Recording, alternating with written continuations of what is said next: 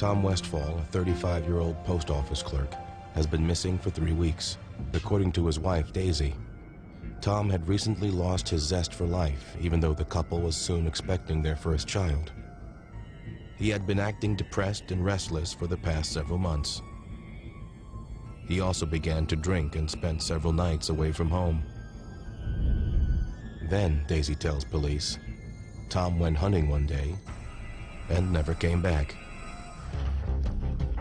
Daisy directs investigators to where Tom often hunted, a 15-acre patch of woods that begins right behind the Westfalls' house. After just 20 minutes, police pick up a scent. It's a grisly scene.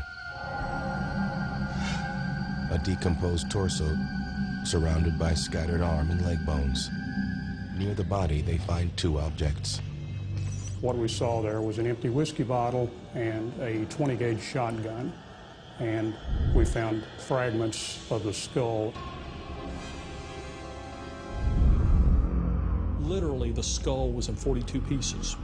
So the only way that they could identify this as being his body was to have dental records brought in. It's a perfect match, and evidently an open and shut case. Kentucky's chief medical examiner is waiting to declare a cause of death and close the case. He speculates that Tom Westfall shot himself in the forehead, right above the nose, but because the skull is in so many pieces, he can't be sure. What's left of the skull is sent to Dr. Murray's laboratory. The medical examiner's office determined that it was a supranasal entry, meaning above the nose, and a right temporal exit.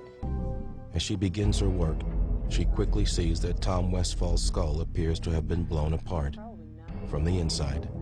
And what happens is there's an actual explosion of gases from the muzzle inside of the skull that heaves the skull out in many directions. The skull can withstand a lot, but there's no way it can withstand that internal explosion that goes on at the muzzle of a shotgun.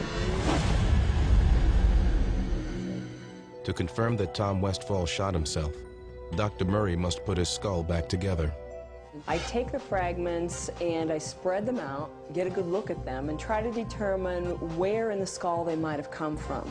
If it has teeth in it, obviously it's from one of the jaws. I can also use certain natural tracks on the skull, like the sutures, the joints between the skull bones, or the vessel grooves inside the skull, and those can lead to a confident match.